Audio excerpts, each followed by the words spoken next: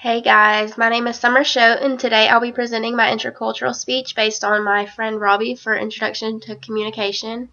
I've been feeling a little under the weather this week, so you might have to bear with me get through this.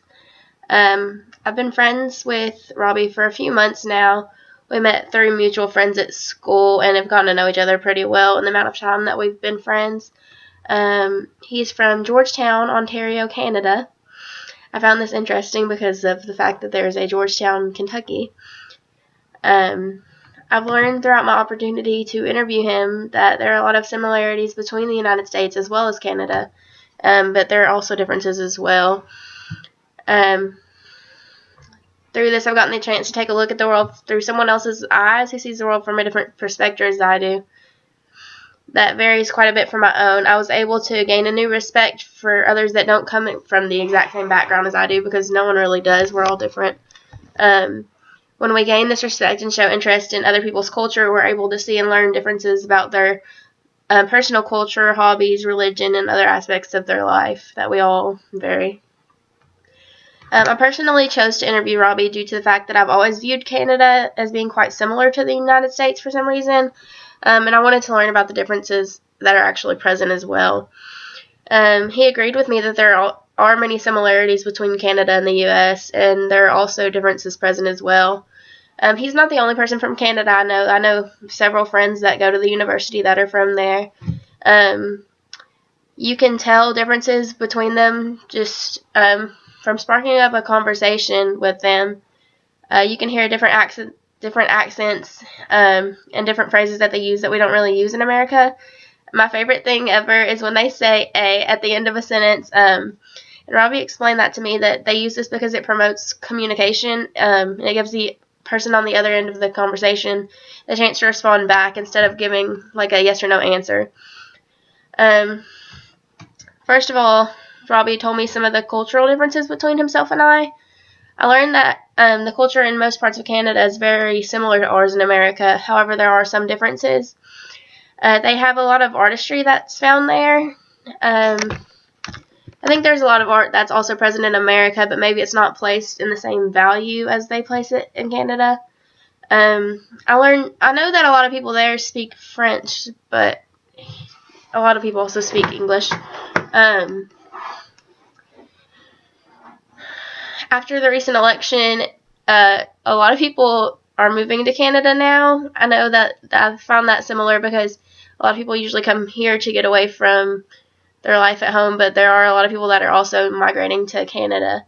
Another important thing about Canada is the Canadian flag. It features the white maple leaf in the center and then the red stripes. Next, I had Robbie tell me about some of his hobbies. I already knew a lot of them. We're really good friends. We talk every day. We have the same group of friends. He's on the golf team here at the university. Golf is something I'd never really taken an interest in until this year. I've become good friends with a lot of people that are on the golf team here at the university, so I felt like I needed to learn a little bit about golf and show some interest in the sport since I'm hanging out with these people. I've actually learned quite a bit about it just from talking to Robbie and some of the other people that I'm friends with here at the school. Something similar about Robbie and I is our taste in music. We like a lot of the EDM and also classic rock, pop. We various music things. I'll say he's one of the most interesting people I've ever met, as far as the fact that he will wear anything and everything. He likes to stand out, I guess is what I would say. I think that's honestly a great way to be, because other people's opinions of ourselves shouldn't matter as much as we seem to think they do. And I think being friends with him has shown me that personally. Finally, I asked Robbie about his family and his life back home. That showed me that people's lives are all very different from ours as well. I'm an only child. He has a sister. She's actually a model and is living in another country now, which is goals.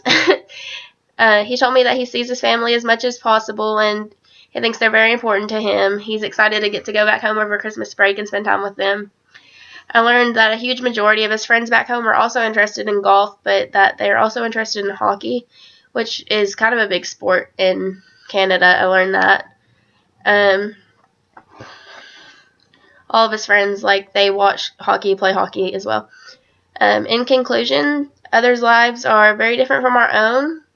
I really enjoyed this opportunity to get to take a deeper look into the lives of somebody that I'm already close with.